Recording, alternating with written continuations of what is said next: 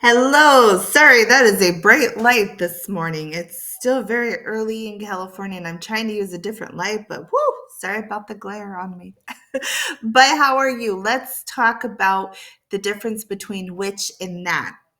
So this came up in a conversation actually today, and I happen to have some information handy about it.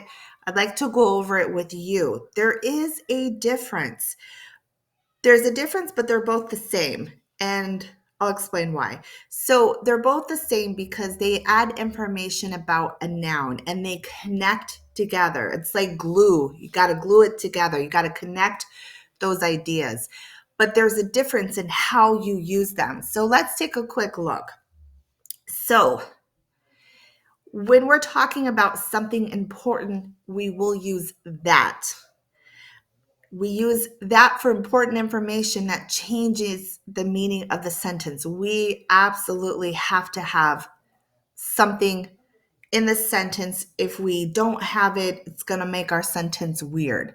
So, for example, the cookies that I baked this morning are on the table. The book that you gave me is very interesting. We have to have that in the sentence to connect because it's important. Otherwise, else it's not going to make sense. So again, we need the information. If we don't have it, we don't know what we're talking about. So that's when we use that. Let's go to the next one. Which is different. It's information that is good, but we don't have to have it. We don't need it. So for example, the cookies which I baked this morning are on the table. So, which I baked this morning, it's not important. It's cool to know, but if we take it out of our sentence, it's fine the way it is. The cookies are on the table. That's awesome. And I just happened to want to tell you I baked them this morning. Very awesome.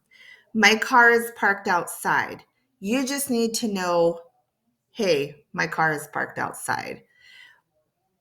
It's red. Okay, great. Now, if I needed to put more importance into it, I can say, my car that is red is parked outside. There's a difference because I need you to find my car that is red. That's important information we got to have in there. But if I'm just saying, oh, my car is parked outside, no biggie if I want to tell you it's red or not. Well, good morning. Do you hear my cat? She says good morning. So that's the difference. Also with which we're going to use commas. The cookies, comma, my car, comma. After we insert our extra information, we'll put another comma. The cookies, comma, which I baked this morning.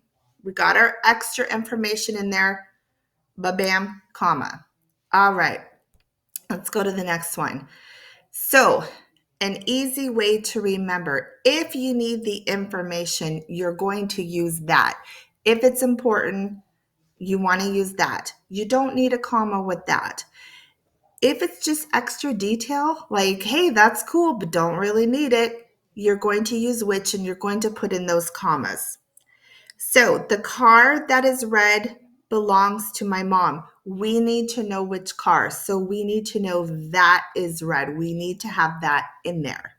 It's really important because how many colors of cars are there today? So you got to find mom's car. We need to know that red one belongs to my mom.